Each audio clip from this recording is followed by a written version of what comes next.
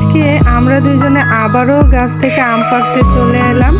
গত ভিডিওতে দেখেছো আমরা গাছ থেকে দুইজনে কতগুলো আম পেড়ে নিয়েছিলাম। আজকেও দেখাবো কি পরিমাণ আম গাছ থেকে নামিয়েছি এবং কত কয়টা আম আমাদের ঘরে এসেছে। তো বন্ধুরা, আগের ভিডিওতে তোমরা অনেক ভালোবাসা দিয়েছো, তো তাই আবারও তোমাদের সাথে শেয়ার করে দিলাম।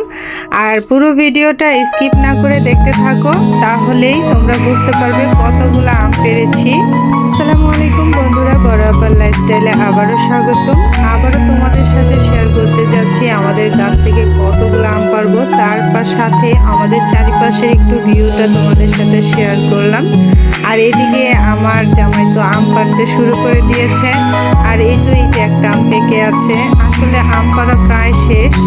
আমি তো তোমাদের সাথে এই নিয়ে মাত্র 2 দিন শেয়ার করছি। তাছাড়া আম কিন্তু অনেক পেকে গেছে, অনেক নামিয়ে ফেলা হয়েছে। আর এখানে এই যে চালের মধ্যে আমাদের ঘরের চালের উপরে কিন্তু পাকা আম পড়েও আছে। আর গাছের মধ্যে তো প্রতিদিনই পাকা আম কম বেশি থাকে। আর আমার জামাই এখন চলে যাবে চালে, আর আমি যেই মশারির ভিতরের আমগুলো আছে এগুলো দেখে দেখে পেরে নেব। আসলে আম তেমন একটা নিই, এখন বলতে গেলে একদম শেষ। আমাদের ঈদের আগে একদম এই আমগুলো শেষ হয়ে যাবে, একটা আম থাকবে না। আর 2 থেকে 3 বার পারলে একদম পুরো গাছ খালি। এবার তেমন একটা আম আসে নাই, প্রতি বছরের তুলনায় কিন্তু অনেক কম আম এসেছে, আমি আগের ভিডিওতে বলেছি। আর আমাদের গাছের আম কিন্তু কাঁচা একদমই পারা হয় না। আর তোমাদের আগের ভিডিওতে সেটাও আমি বলেছি যে কাঁচা আম আমাদের গাছ থেকে পারা হয় না, একদম লাস্ট পর্যন্ত একদম এইভাবে পেকে পেকে থাকলে সেই আমগুলো পারা হয়। তো এই তো একদম টাটকা সদ্য আম, এই আমের গ্রাম কিন্তু অনেক ভালো লাগে। মানে পাকা আমের একটা আলাদা যেই সুন্দর কাঁচা একটা সুন্দর গ্রাম ভালো লাগে। তো আমি আর আমার জামাই আবার চলে গেছি আমগুলা পাড়তে, যেহেতু তোমাদের অনেক ভালোবাসা পেয়েছিলাম ওই ভিডিওটাতে। ভাবলাম আবার আর একটু শেয়ার করি, হয়তো তোমাদের ভালো লাগবে। তো ওই তো উপরে কিন্তু আম পেকে আছে, ওই ডালাতেও পেকে আছে।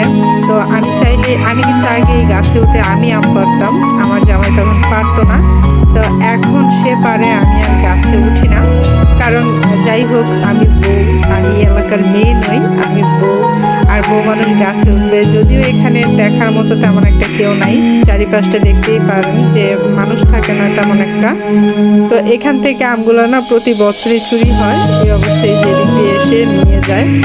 তো এভাবে করে আর কি, যে প্রতি বছর আমরা এভাবে বাঁচিয়ে রেখে, ওই যে ভিতরে একদম হলুদ হয়ে আছে। এখানেও কিন্তু এই যে আমটা পাকা। তো আমি এই আমটাকে পারবো, তার সাথে সে ওই যে চালের উপরে গিয়ে আম পারছে। তো একটা ডালা ভেঙে গিয়েছিল, আমি তো ভয় পেয়ে গিয়েছিলাম যে না জানি পড়ে গেল। আসলে এই লোকটা গাছে উঠলে নিজেকে সামলাইতে পারে না, পড়ে যায় ভাব এরকম করে আর কি। আমি এখনো গাছে উঠতে পারি, কিন্তু উঠতে পারলেই তো আর উঠতে পারা যায় না। তারপরও চলে এসেছি ভিডিও করার জন্য। আমার জামাই পারে আর আমি ভিডিও করব, তো সেই সুবাদে চলে এসেছি। তো হয়তোবা তোমাদের কাছে খুব বেশি ভালো না লাগলেও একটু হলেও ভালো তো লাগবে, সেটাই আমাদের অনেক পাওয়া। তো এই তো চারিপাশটা মানে একদম পুরো জঙ্গল সাইড, এই সাইডটাতে মশা মাছি হয় অনেক ধরনের। তো এই তো উপর থেকে এই কটা আম দিয়েছে, তা আমি এই যে একটা একটা করে হাতে দিচ্ছে, আমি একটা একটা করে এখানে রাখছি। এখন আমার মাথার উপরে, মানে আমার মাথার উপরে ডালার মধ্যে আছে, ওইটা উপরে ক্যামেরা ধরলে আবার অসুবিধা, তাই আমি নিচে ক্যামেরা ধরে আছি। আর এই পাশে এই তো আম পড়ে আছে।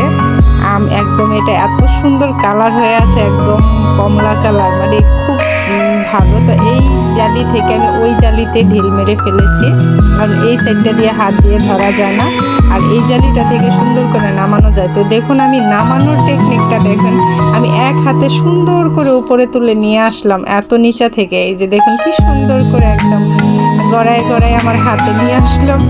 তো এই তো এটা হচ্ছে একটা টেকনিক, হ্যাঁ, এক হাতে কিভাবে জালি থেকে নিয়ে আসবেন। এটার কালারটা মাশাআল্লাহ। তো এই যে আরো আছে, আমি আরো এগুলারও আমি আস্তে আস্তে উপরে উঠাবো। এখানে 4টা পড়ছে, তো এই 4টা আমেরই আমি এই যে সুন্দর করে একদম খুব সহজে উঠায় নিয়ে আসতেছি। তো আজকের এই আমগুলা সত্যি খুবই মানে ভালো লাগতেছিল। আজকের আমগুলা পাড়তেও একটু ঠান্ডা ভাব ছিল, অন্ধকার ছিল, আর ওই দিন প্রচন্ড গরম ছিল। এটা হলো একদম ঠিক দুপুরবেলা 2টা বাজে। আমার জামাই কাজের থেকে এসেছে, তো আম এই টাইমে সকালবেলায় অনেক টিনের মধ্যে পড়ছিল, তো বলতেছে পারতে। আর সন্ধ্যাবেলা আস্তে আস্তে একদম রাত হয়ে যায়, তখন গাছের মধ্যে দেখাও যায় না, আর অত সুন্দর করে গাছে উঠেও ঠিক না।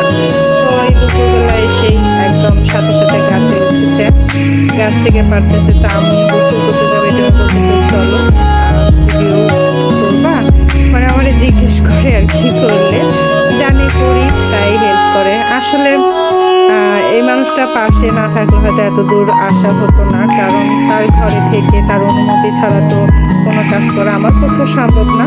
তো যথেষ্ট আমাকে হেল্প করে, যথেষ্ট আমাকে সাপোর্ট করে।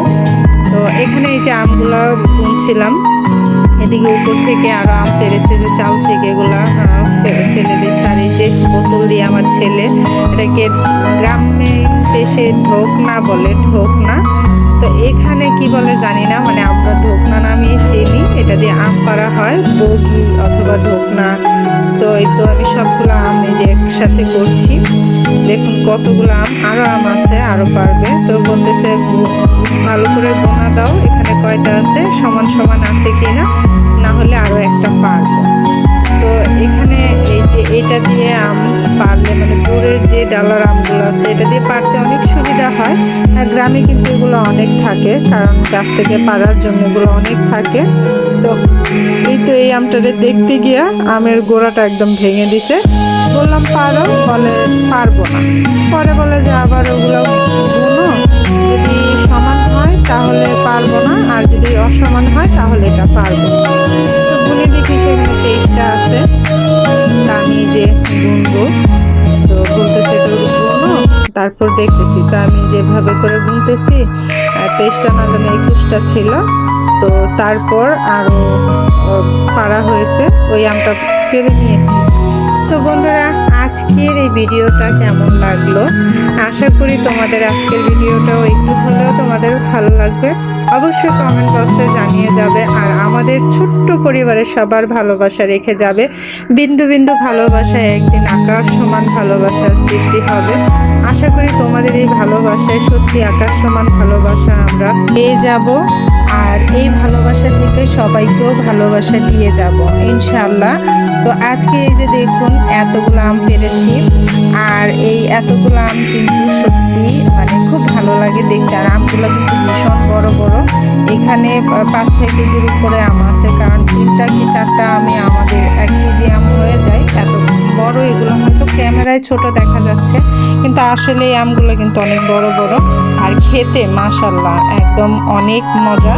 তা আমার এবার আশা আছে, আমার মনে একটা আশা আছে, যদি সেই আশা পূরণ করে আমার বোনের জন্য, আমার বোন সুমির জন্য আমি এখান থেকে কিছু আম নিয়ে যেতে চাই। যদি আল্লাহ পাক তার পর্যন্ত আমাকে পৌঁছে দেয়, অবশ্যই আমি তাকে আমাদের এ গাছের আম খাওয়াতে চাই। এখন জানি না আমি এত দূর যেতে পারবো কিনা, তবে আশা আছে। আর আমার হাজবেন্ড থেকে অনুমতি নেওয়া আছে, সে যেতে দেবে, বাট আমি যেতে পারবো কিনা এত দূর, আর সেটাই হলো দেখার বিষয়। যদি যাই সেটাও তোমাদের সাথে শেয়ার করবো ইনশাআল্লাহ। তো এই তো আমি এখন এই জায়গায় রেখে দিলাম। আর এগুলো আবার দেখছিল এই সাইডগুলোতে আসলে একটু জালিগুলো একটু টেনে টেনে ঠিক করে দিতে হয়, কারণ বাতাসে ঝড় তুফানে জালিগুলো কিন্তু একটু নড়ে চড়ে গেছে। আর এই তো হলো আমাদের বাড়ির ছাদ, এটা এই সাইডে আমাদের শাশুড়ি থাকে, মানে ছাদের বিল্ডিংটায়। আর এখানে যে ইট তুলে রেখেছে, ইট তো একদম ইটের রফা দফা শেষ। আর এই তো আমাদের ঘরেটা, আমাদের ঘরের চালের উপরে আর কি আম গাছটা ঠাস ঠুস করে যখন আম পড়ে একদম ভয় পেয়ে যায় রাতের বেলা যখন আম পড়ে।